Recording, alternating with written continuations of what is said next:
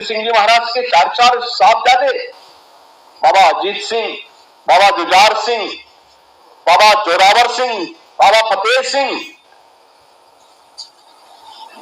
अपने आप को बलिदान करते हैं। और गुरु गोविंद सिंह जी महाराज, जो मैंने कहा एक दिव्य ज्योति थे, दिव्य पुंज, ज्योति पुंज थे।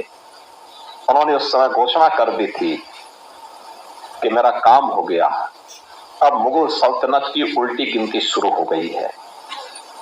और आप देखते होंगे गुरु गोविंद सिंह जी महाराज की स्मृतियों के प्रति, उनके प्रकाश पर्व पर वीर बाल दिवस के कार्यक्रम में हम सब आज भी, कल भी, हर व्यक्ति इसके साथ जुड़ा हुआ है, इस आयोजन के साथ जुड़ रहा है, पूरा देश जुड़ रहा है। आज दिल्ली में प्रधानमंत्री जी स्वयं इस कार्यक्रम में भागीदार बने।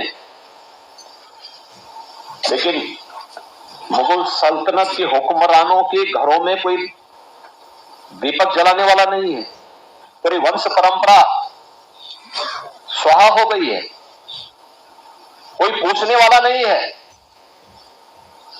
उन्होंने अत्याचार किए थे, उन्होंने शोषण किया था,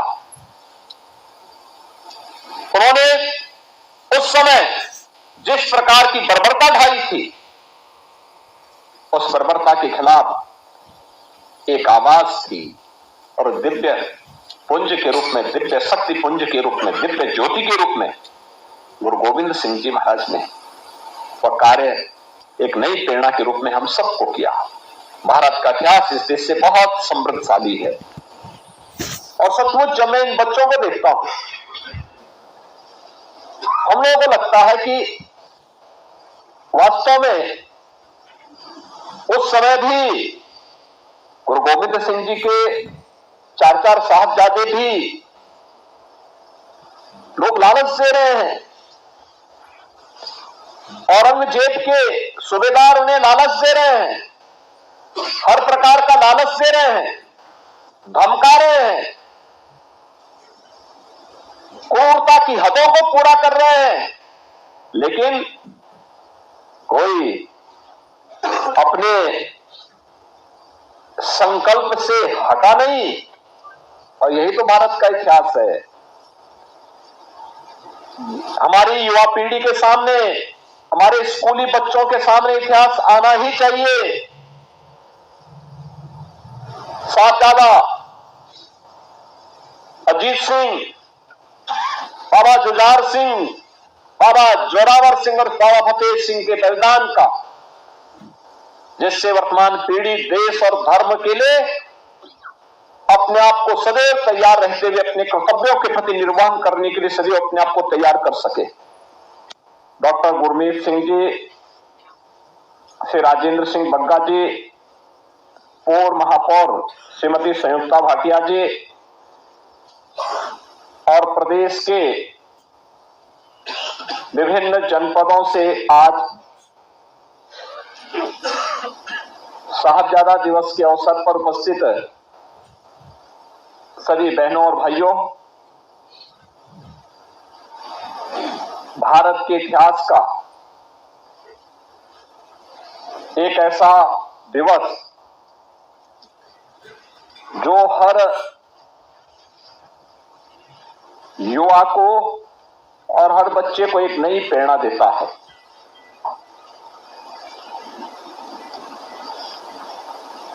गुरु गोविंद सिंह जी महाराज के चार साहबजादों ने देश और धर्म की रक्षा करने के लिए जो महान बलिदान दिया, उस महान बलिदान के प्रति कृतज्ञता ज्ञापित करने का दिवस है। साहबजादाओं के प्रति सम्मान का भाव व्यक्त करने का दिवस है, वीर बाल दिवस।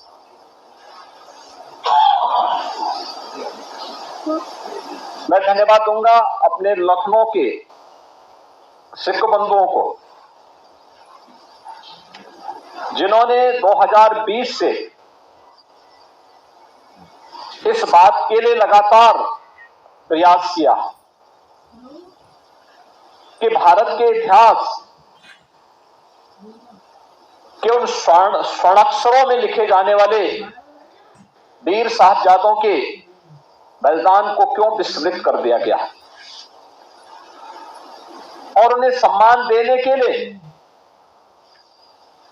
जिस दिवस को बाल दिवस के रूप में, वीर बाल दिवस के रूप में सम्मान दिया जाना चाहिए, उसे वीर बाल दिवस का सम्मान न देकर के लोग उसको विस्मृत कर गए और बाल दिवस के रूप में कुछ और ही घटनाओं को जोड़ने का प्रयास किया जाने लग गया। लेकिन हम सब आभारी हैं प्रधानमंत्री मोदी जी के, जिनकी प्रेरणा से, जिनके आदेश से गत वर्ष गुरु गोविंद सिंह जी महाराज के दोनों छोटे साहबजादों बाबा जोरावर सिंह, बाबा फतेह सिंह के बलिदान दिवस को वीर बाल दिवस के रूप में मान्यता मिली और आज हम सब यहां पर मुख्यमंत्री आवास में एक बार फिर से 5वें इस समारोह के अवसर पर एकत्र होकर के इस महान गुरु परंपरा के प्रति अपनी श्रद्धा को व्यक्त करने के लिए, कृतज्ञता को व्यक्त करने के लिए यहां पर एकत्र हुए हैं।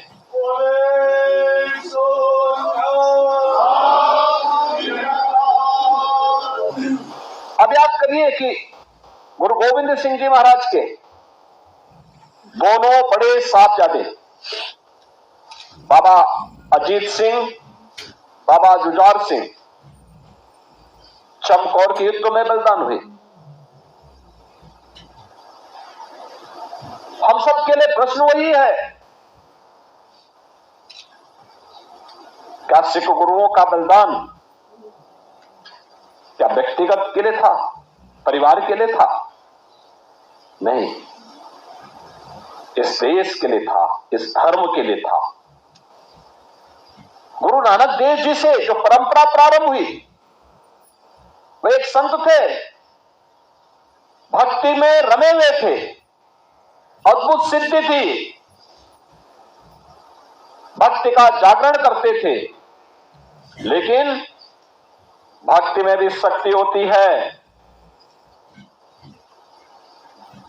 निर्भीकता उनका गुण था और बाबर को भी चुनौती देने का कार्य उन्होंने उस कालखंड में किया था।